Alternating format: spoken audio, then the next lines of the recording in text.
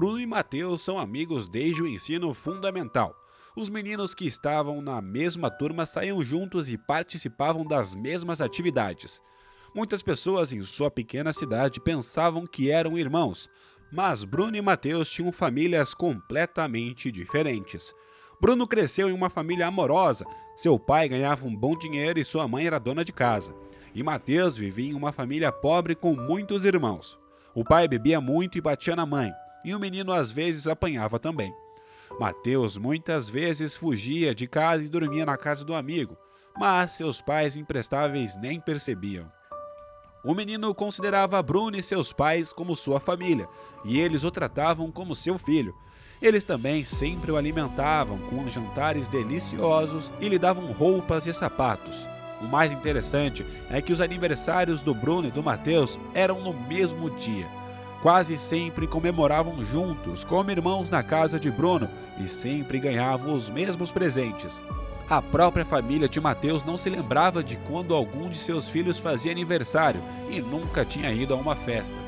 Quando Mateus completou 14 anos, ele começou a trabalhar meio período depois da escola. Bruno decidiu apoiar o seu amigo apesar do fato de sua família ter dinheiro suficiente e também começou a trabalhar junto com Mateus.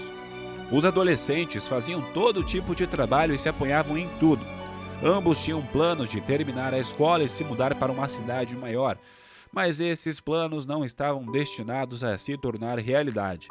Quando os meninos se formaram na escola, Bruno sugeriu que seu amigo saísse de férias no mar, mas Mateus se recusou a ir.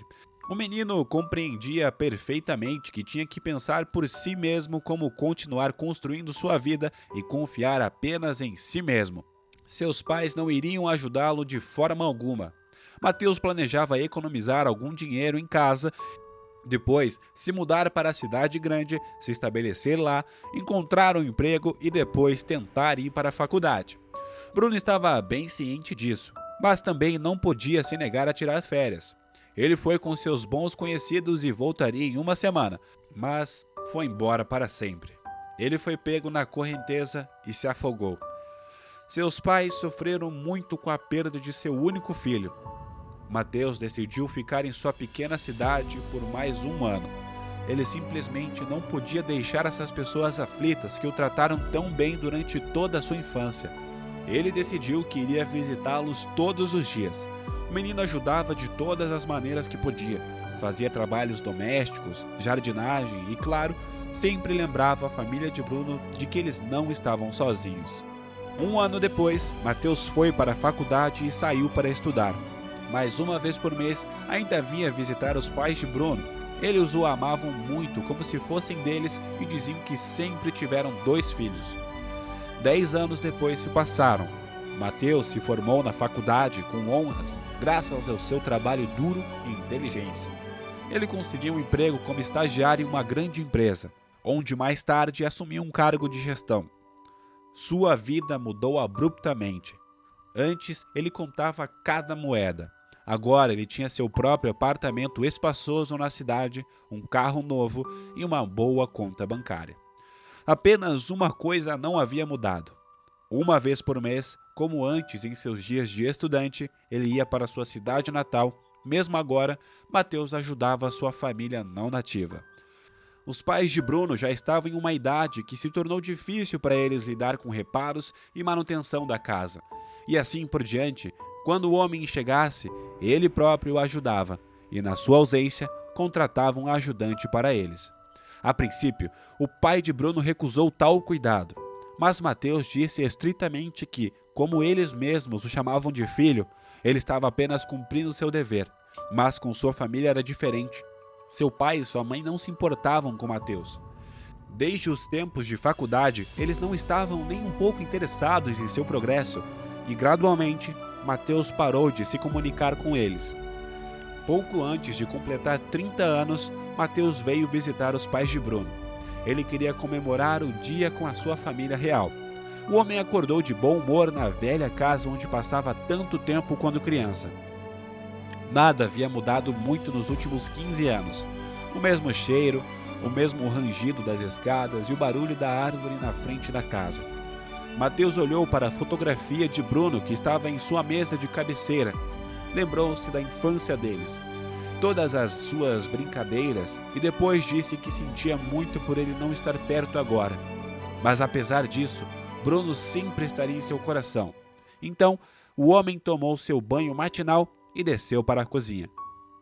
A mãe de Bruno estava fritando panquecas e Mateus percebeu que a velha estava um pouco agitada e não era ela mesma.